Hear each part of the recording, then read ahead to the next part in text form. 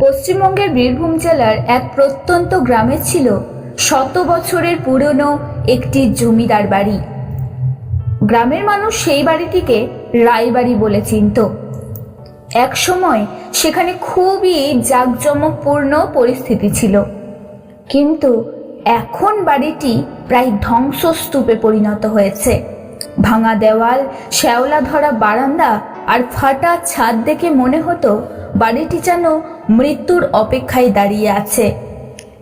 দিনের বেলাতেও অনেকেই সেই বাড়ির সামনে যেতে ভয় পেত, কারণ বাড়িটিকে ঘিরে ছিল অসংখ্য রহস্য।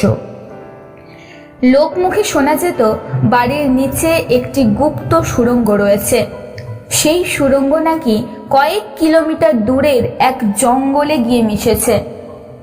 অনেকে বলতো ব্রিটিশ আমলে জমিদার সেই সুড়ঙ্গ ব্যবহার করতেন, আবার কেউ বলতো সেখানে গুপ্তধন লুকিয়ে রাখা আছে।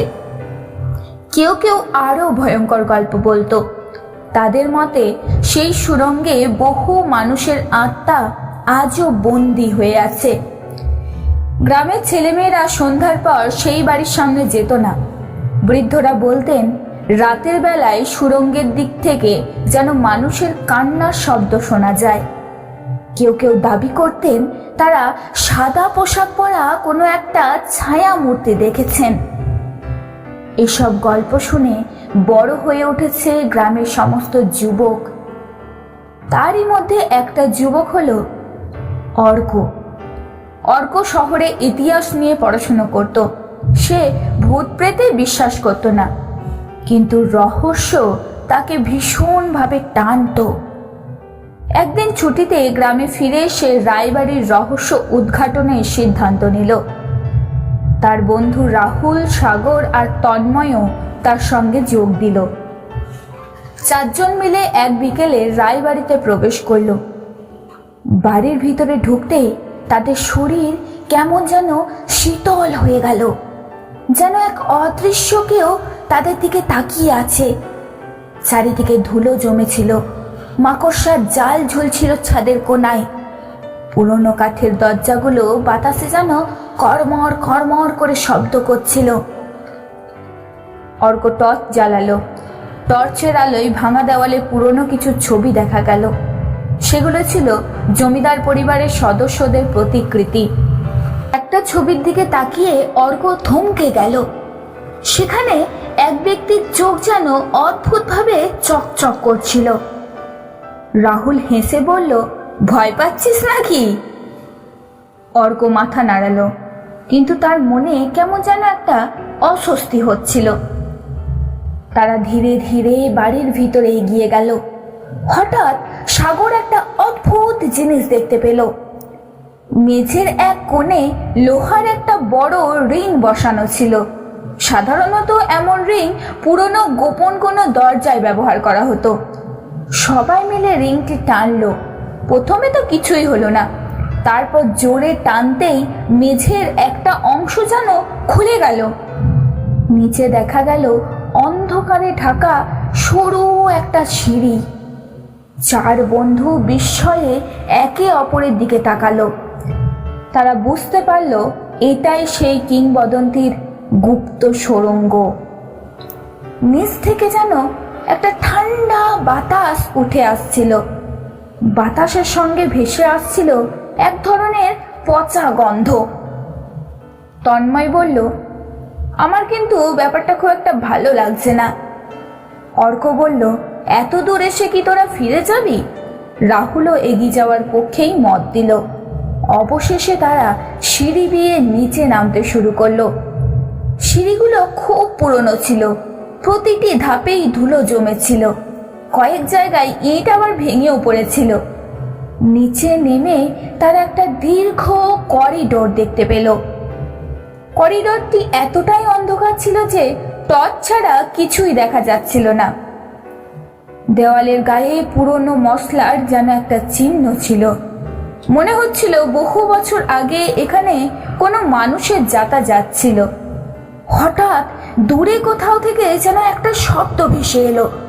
শব্দটি ছিল ধাতব কোনো জিনিস পড়ে যাওয়ার মতন শব্দ। সবাই নিমেষেই থমকে গেল। চারিদিকে নিস্তব্ধতা যেন নেমে এলো। রাহুল ফিস ফিস করে বলতে লাগলো, কেউ কি এখানে আছে নাকি বলতো? কেউ উত্তর দিল না। তারা আবার হাঁটতে শুরু করলো।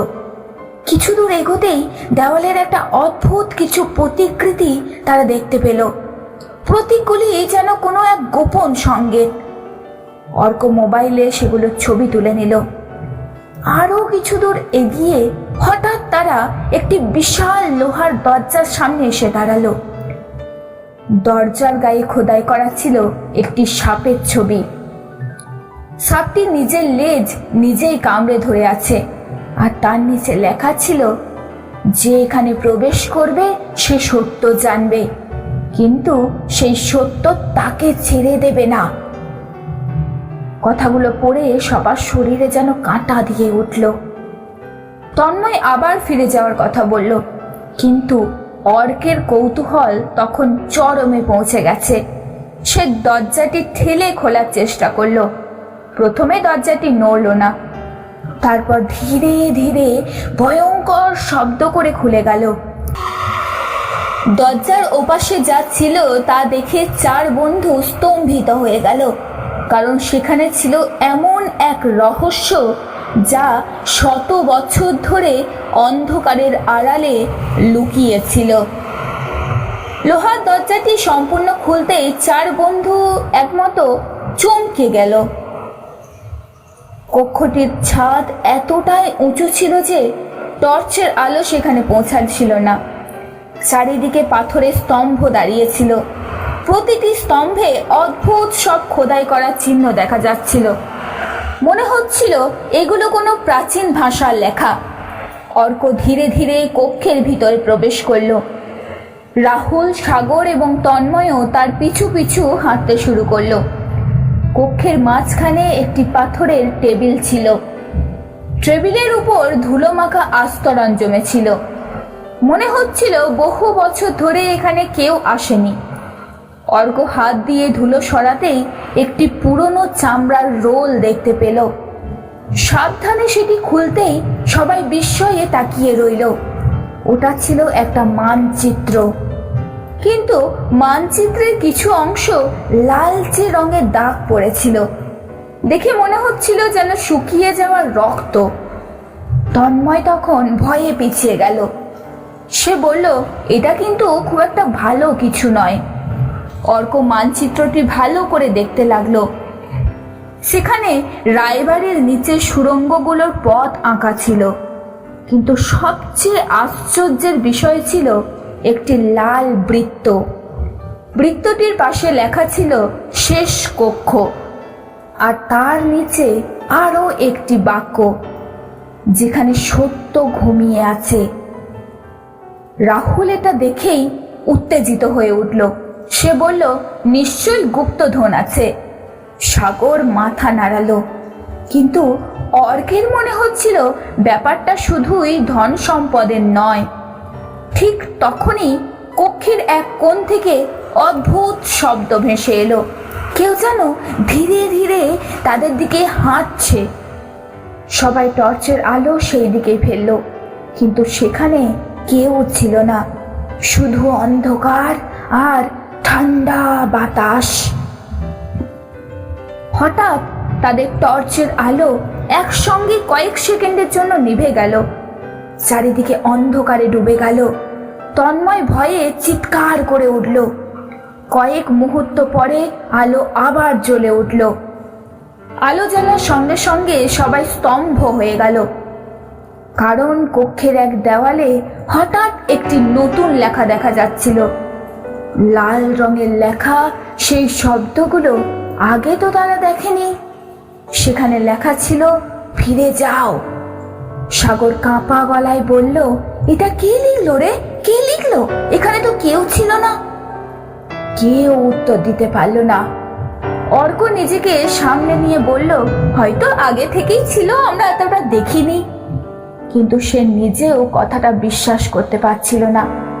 হঠাৎ রাহুল আরেকটি জিনিস খুঁজে পেল, একটি ছোট কাঠের বাক্স। বাক্সটি পাথরের স্তম্ভের পিছনে লুকিয়েছিল। সেই বাক্সটি খুলতেই একটি পুরনো ডায়েরি বেরিয়ে এলো। ডায়েরির পাতাগুলো হলুদ হয়ে গেছে। তার মলাটে লেখা ছিল দেবেন্দ্র নারায়ণ রায়, 1887। অর্ক বুঝতে পারল এটি জমিদারের ব্যক্তিগত ডায়েরি। তারা সবাই মিলে পড়তে শুরু করলো। প্রথম কয়েকটি পৃষ্ঠায় জমিদারি হিসাব লেখা ছিল, কিন্তু পরের পাতাগুলো পড়ে তাদের রক্ত হিম হয়ে গেল। ডায়েরিতে লেখা ছিল এক ভয়ঙ্কর গোপন ইতিহাস। দেবেন্দ্র নারায়ণ লিখেছিলেন যে ব্রিটিশ শাসনের সময় তিনি এই সুড়ঙ্গ তৈরি করেছিলেন, কিন্তু শুধু পালানোর পথ হিসাবে নয়, সুড়ঙ্গটি ব্যবহার করা হতো আরো ভয়ঙ্কর কাজে।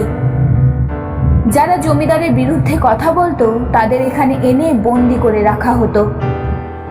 অনেকে আরো কখনো বাইরে যেতে পারত না। অনেককে আর কখনো বাইরে যেতে দেওয়া হয়নি। কেউ কেউ এই অন্ধকার সুড়ঙ্গেই মারা গিয়েছিল। তন্ময় কাঁপা হাতে ডায়েরি বন্ধ করে দিল। সে বলল, আমাদের এখান থেকে চলে যাওয়া উচিত। কিন্তু অর্কের চোখে পড়ল ডায়েরির শেষ পাতা। সেখানে বড় বড় অক্ষরে লেখা ছিল, আমি ভুল করেছি। ওরা এখনো এখানে আছে। ওরা মুক্তি চায়, আর আমি ওদের থামাতে পারছি না। এই লেখার নিচে ছিল কিছুটা অস্পষ্ট আঁকিবুকি। মনে হচ্ছিল লেখার সময় লেখক ভয়ে কাঁপছিলেন। ঠিক তখনই কক্ষের ভিতরে প্রচন্ড ঠান্ডা অনুভূত হলো। চারজনের নিঃশ্বাস থেকে সাদা ধোঁয়া বের হতে লাগলো। হঠাৎ দূর থেকে ভেসে এলো কারোর যেন একটা কান্নার শব্দ। প্রথমে খুব ক্ষীণ, তারপর ধীরে ধীরে স্পষ্ট হতে লাগলো। মনে হচ্ছিল একসঙ্গে অনেক মানুষ কাঁদছে। সাগরের মুখ ফ্যাকাশে হয়ে গেল। রাহুলও আর সাহসী হতে পারছিল না। কান্নার শব্দ ক্রমশ কাছে আসছিল। টর্চের আলো কাঁপতে শুরু করলো। চারপাশের দেওয়ালে অদ্ভুত ছায়া যেন নাড়া দিতে লাগলো। মনে হচ্ছিল অদৃশ্য কেউ তাদেরকে ঘিরে রেখেছে। হঠাৎ কক্ষের এক প্রান্তে একটা দরজা নিজে থেকেই খুলে গেল। ভিতর থেকে অন্ধকার করিডোর দেখা গেল, আর সেই করিডোরের গভীর থেকে ভেসে এলো এক নারীর কণ্ঠস্বর, বাঁচাও, আমাদের বাঁচাও।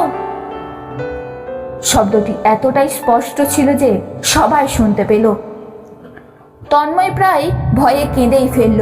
সে বলল, আমি আর 1 মিনিটও এখানে থাকবো না। কিন্তু ঠিক তখনই অর্কের হাতে থাকা মানচিত্রে এক অদ্ভুত পরিবর্তন দেখা দিল। মানচিত্রের লাল বৃত্তটি যেন জ্বলজ্বল করে উঠতে শুরু করলো, আর তার পাশে নতুন একটি দাগ ফুটে উঠল। দাগটি সেই নতুন খোলা করিডোরের দিকেই নির্দেশ করছে। অর্ক বিস্ময়ে তাকিয়ে রইল। মনে হচ্ছিল মানচিত্রটি তাদের পথ দেখাচ্ছে, কিন্তু সেই পথ কোথায় নিয়ে যাবে? গুপ্তধনের কাছে, নাকি আরো ভয়ঙ্কর কোনো সত্যের সামনে? 4 বন্ধু একে অপরের দিকে তাকালো।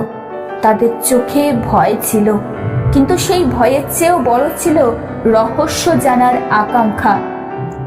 অবশেষে অর্ক গভীর শ্বাস নিয়ে বলল, চলো আমরা সামনে এগোবো। তারপর তারা ধীরে ধীরে সেই অন্ধকার করিডোরের দিকে হাঁটতে শুরু করলো। অর্ক, রাহুল, সাগর এবং তন্ময় ধীরে ধীরে সেই নতুন করিডোরের দিকে এগিয়ে যাচ্ছে। করিডোরটি আগের পথের চেয়ে অনেক বেশি সংকীর্ণ ছিল। 2 পাশের দেওয়ালে স্যাঁতস্যাঁতে জল জমেছিল। উপরে কোথাও থেকে টপ টপ করে জল পড়ার শব্দ ভেসে আসছিল। প্রতিটি পদক্ষেপের শব্দ করিডোরের ভিতরে প্রতিধ্বনিত হচ্ছিল। মনে হচ্ছিল যেন তাদের পিছনে আরো কেউ হাঁটছে। তন্ময় কয়েকবারই পিছন ফিরে তাকালো, কিন্তু সেখানে কাউকেই দেখা গেল না। তবুও তার বুকের ভিতরে অজানা আতঙ্ক জমতে লাগলো। করিডোর যতই গভীরে যাচ্ছিল, বাতাস ততই যেন ঠান্ডা হয়ে উঠছিল। হঠাৎ অর্কের টর্চের আলো এক দেওয়ালে পড়ল।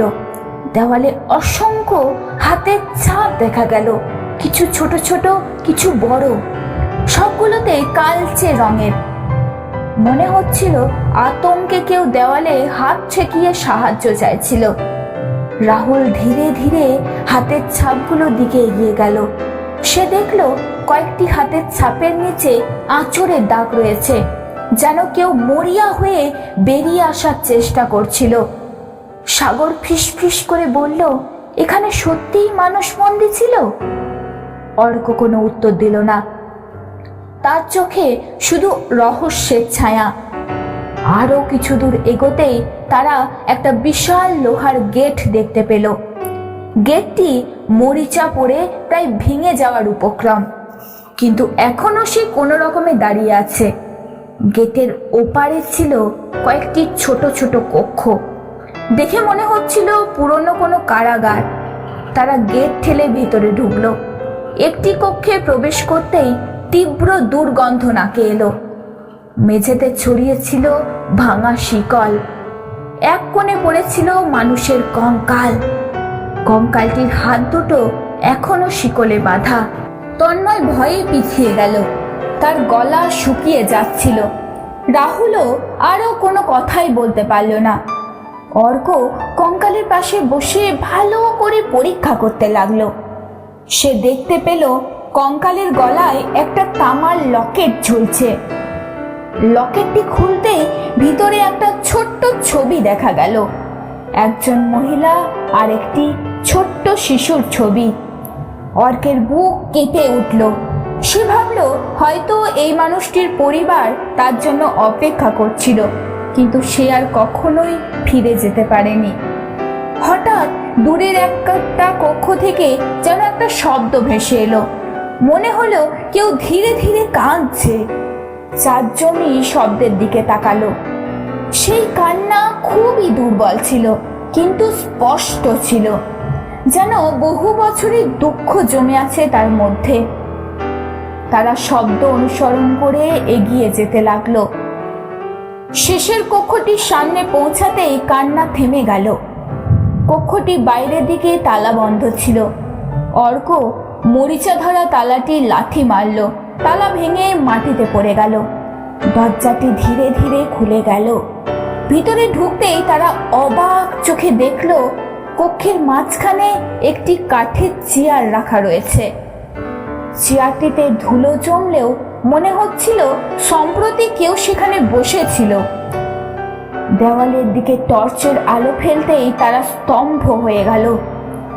দেওয়াল জুড়ে অসংখ্য লেখা। কেউ নখ দিয়ে পাথরের গায়ে শব্দ খোদাই করেছে। সেখানে লেখা রয়েছে, আমাদের মুক্তি দাও, আমরা নির্দোষ, ওরা আমাদের মেরে ফেলবে, কেউ কি শুনতে পাচ্ছ? আমাদের তোমরা মুক্তি দাও। একটি লেখা অন্য লেখাগুলির চেয়ে বড় ছিল। সেখানে লেখা ছিল, কালো দরজা খুলবে না। অর্ক বাক্যটি পড়ে থেমে গেল। সে আগে কখনো কালো দরজার কথা শোনেনি। রাহুল বলল, এটা আবার কি? ঠিক তখনই তাদের পিছনে প্রচন্ড শব্দ হলো। সবাই ঘুরে তাকালো। দরজাটি নিজে থেকেই বন্ধ হয়ে গেছে। তন্ময় চিৎকার করে উঠল। সে দরজার দিকে ছুটে গেল, কিন্তু যতই টানুক দরজা যেন খুলছিলই না। ঘরের ভিতরের বাতাস হঠাৎ ভারী হতে শুরু করলো। চারপাশে সব অদ্ভুত গুঞ্জন শোনা যেতে লাগলো। মনে হচ্ছিল অনেকগুলো মানুষ একসাথে যেন ফিস ফিস করে কথা বলছে। অর্ক টর্চের আলো চারিদিকে ঘুরিয়ে ঘুরিয়ে দেখতে লাগলো। হঠাৎ আলো থেমে গেল। ঘরের এক কোণের দিকে তারা দেখতে পেল একটা ছায়া মূর্তি যেন দাঁড়িয়ে আছে। সাদা ধোঁয়ার মতন তার শরীর, ফ্যাকাশে মুখ, আর চোখগুলো গভীর কালো। তন্ময় ভয়ে মাটিতে বসে পড়ল। রাহুলের হাত থেকে টর্চ পড়ে গেল। সাগরের বুক ধরফর করতে লাগলো। ছায়ামূর্তিটি ধীরে ধীরে তাদের দিকে এগিয়ে আসতে শুরু করলো, কিন্তু তার চোখে রাগ ছিল না, ছিল গভীর কষ্ট। অর্ক সাহস করে বলল, তুমি কে? ছায়াটি কয়েক মুহূর্তের জন্য চুপ করে রইল। তারপর ভাঙা ভাঙা কণ্ঠে বলল, আমি বন্দী ছিলাম। আমাদের সবাইকে এখানে মারা হয়েছে। আমরা মুক্তি পাইনি।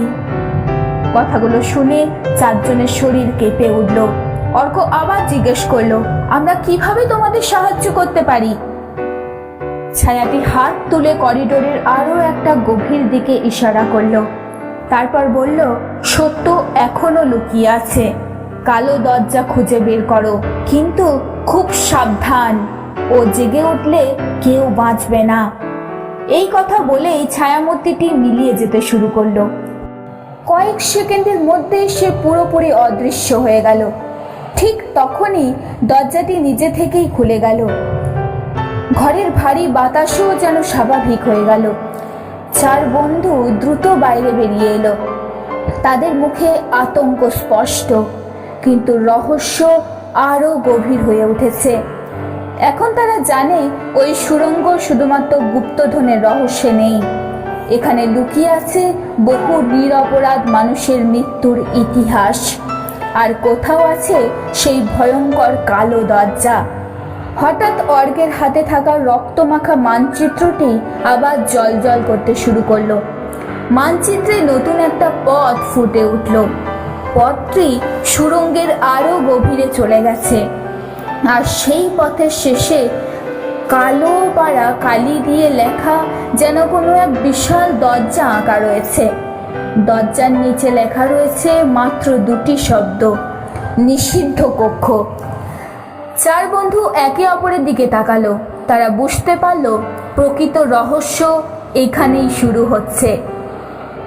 রক্তমাখা মানচিত্রে নতুন পথ দেখে তারা ভাবলো এতদূর এসে রহস্যের শেষ না দেখে ফিরে যাওয়া সম্ভব নয়।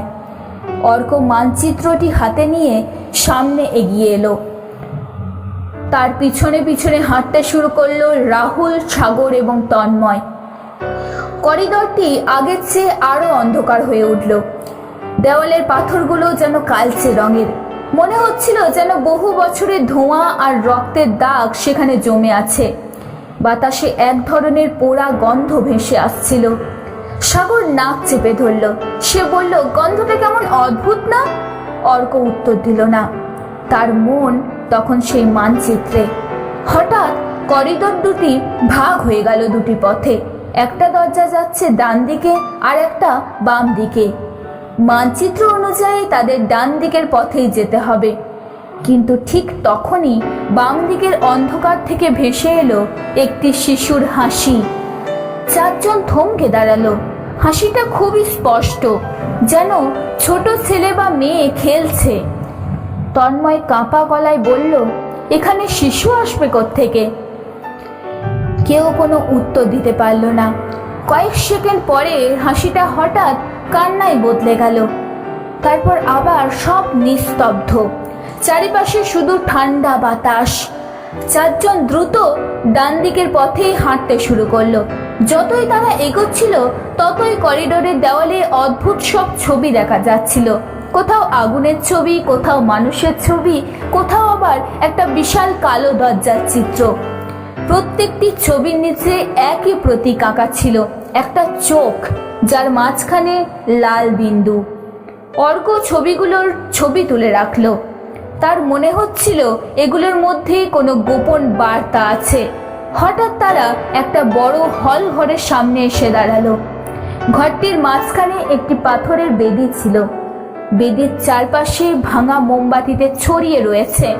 মনে হচ্ছিল বহু বছর আগে এখানে কোনো তান্ত্রিক আচার অনুষ্ঠান করেছে। রাহুল নিচু হয়ে মেঝে পরীক্ষা করতে লাগলো।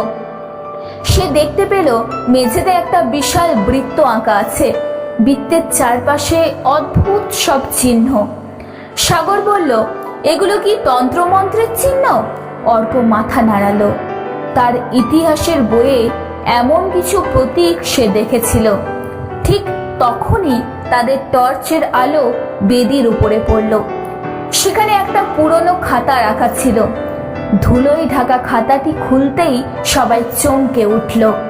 এটি ছিল এক তান্ত্রিকের নথি। প্রথম পাতায় লেখা ছিল কালো কক্ষের রক্ষক।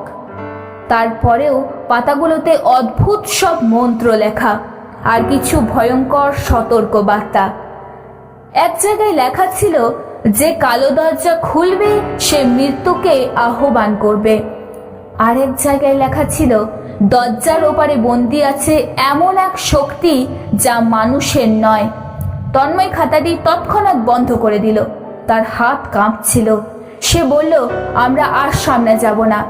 কিন্তু ঠিক তখনই বেদির নিচ থেকে গর্জনের মতন শব্দ ভেসে এলো। মনে হচ্ছিল মাটির গভীরে কিছু নড়ে উঠেছে। চারজন আতঙ্কে পিছিয়ে গেল। হঠাৎ বেদির পাশে থাকা একটি পাথর সরে গেল। নিচে দেখা গেল আরো একটি গোপন সিঁড়ি।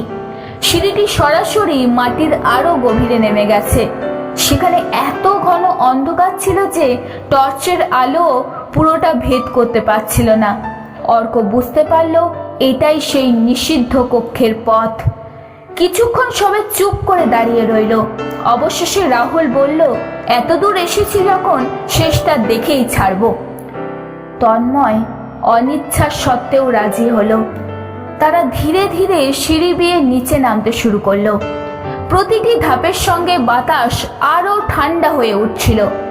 নিচে পৌঁছাতেই তাদের প্রায় 10 মিনিটের মতন সময় লেগে গেল। তারপর তারা এমন একটা দৃশ্য দেখলো যা তারা জীবনেও ভুলতে পারবে না। সামনে দাঁড়িয়ে আছে এক বিশাল কালো দরজা। দরজাটি সাধারণ কোনো দরজা নয়, প্রায় 15 ফুট উঁচু। কালো ধাতু দিয়ে তৈরি সেই দরজা। তার গায়েই যেন অদ্ভুত সবকিছু খোদাই করা, কিছু মানুষের মুখ, কিছু পশুর মুখ, আর মাঝখানে সেই একই চোখের প্রতীক। দরজার সামনে পৌঁছাতেই চারজনের শরীর যেন ভারী হয়ে উঠল। মনে হচ্ছিল অদৃশ্য কেউ তাদেরকে দেখছে, তাদের দিকে যেন তাকিয়ে আছে। হঠাৎ করিডোরের ভেতর দিয়ে ঠান্ডা বাতাস এলো। তার সঙ্গে ভেসে আসছিল ফিস ফিস শব্দ। প্রথমে এই শব্দগুলো খুব অস্পষ্টই ছিল, তারপর সেগুলো ধীরে ধীরে পরিষ্কার হতে শুরু করলো। সে যেন বলছিল, খুলো না, তোমরা ফিরে যাও, বাঁচতে হলে এখান থেকে চলে যাও। চারিদিকে শত শত কণ্ঠস্বর একসঙ্গে যেন কথা বলতে লাগলো। সাগর কানে হাত দিয়ে যেন কান চাপা দিতে শুরু করলো। তন্ময় চোখ বন্ধ করে ভয়ে দাঁড়িয়েছিল। রাহুলের কপালে তখন পুঞ্জীভূত ঘাম জমতে শুরু করলো। কিন্তু অর্কের দৃষ্টি তখন সেই দরজার উপর। হঠাৎ সে দেখতে পেল দরজার নিচে কিছু একটা লেখা রয়েছে। সে টর্চের আলো ফেলল। সেখানে প্রাচীন বাংলায় খোদাই করা ছিল, এই দরজার ওপারে ঘুমিয়ে আছে অন্ধকারের প্রহরী। তার ঘুম ভাঙলে মৃত্যু জেগে উঠবে। অর্কের বুক এই কথাটি শুনে কেঁপে উঠল। ঠিক তখনই মানচিত্রটি তার হাত থেকে মাটিতে পড়ে গেল। মানচিত্রের লাল দাগগুলো জ্বলতে শুরু করলো, আর এক অদ্ভুত আলো দরজার দিকে এগিয়ে গেল। তারপর একটি প্রচণ্ড শব্দ হলো। গোটা সুড়ঙ্গ যেন কেঁপে উঠল। দরজার মাঝখানে একটা সরু ফাটল দেখা দিল। ফাটলের ভিতর থেকে বেরিয়ে এলো ঘন কালো ধোঁয়া, আর সেই ধোঁয়ার মধ্যে জ্বলে উঠল দুটি রক্ত মাখা লাল চোখ। চার বন্ধু ভয়ে জমে গেল, কারণ তারা বুঝতে পারল 100 বছরের বন্দিত্বের পর নিষিদ্ধ কক্ষের ভিতরে থাকা কিছু একটা জেগে উঠেছে, আর সেই জাগরণই হয়তো তাদের জীবনের সবচেয়ে বড় অভিশাপ হতে চলেছে। সেই চোখগুলো করিডোরের বাতাসের মধ্যে যেন মুহূর্তের মধ্যে বরফ শীতল বাতাসে পরিণত করে দিল। চারপাশের দেওয়াল কাঁপতে শুরু করলো। মনে হচ্ছিল পুরো সুড়ঙ্গটি যেন এই এক্ষুনি ভেঙে পড়ে যাবে। তন্ময় ভয়ে চিৎকার করে উঠল। সে পিছনে দৌড়ে দিতে লাগলো, কিন্তু তার পা যেন মাটিতেই আটকে গেল।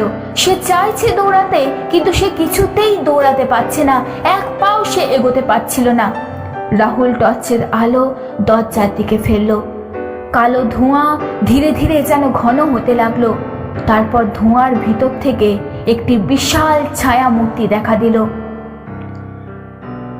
মূর্তিটি যেন বিশাল আকৃতির, কিন্তু সেটা মানুষের থেকে অনেক বড়।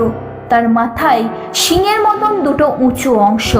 হাতগুলো কেমন যেন অস্বাভাবিকভাবে লম্বা, আর চোখ দুটো আগুনের মতন জ্বলছিল। সাগরের গলা শুকিয়ে গেল। সে ফিস ফিস করে বলল, এটা কিন্তু কোনো মানুষ নয়। ঠিক তখনই চারপাশে শত শত কণ্ঠস্বর একসঙ্গে চিৎকার করে উঠল। সেই কণ্ঠস্বরগুলি ছিল সুড়ঙ্গে বন্দি হয়ে যাওয়া সেই মানুষের আত্মার শব্দ। তারা যেন সবাই একসঙ্গে কিছু বলতে চাইছিল। অর্ক মন দিয়ে শোনার চেষ্টা করলো। কিছুক্ষণ পরে সেই শব্দগুলো বুঝতে পারল। সব কণ্ঠ একসাথে বলছে, দরজা বন্ধ করো, দরজা বন্ধ করো, এখনই বন্ধ করো। অর্কের মনে পড়ল তান্ত্রিকের খাতার কথা। সেখানে লেখা ছিল, কালো দরজার খুললে অন্ধকারের প্রহরী জেগে উঠবে। সে বুঝতে পারল এই ছায়ামূর্তিটিই হলো সেই প্রহরী।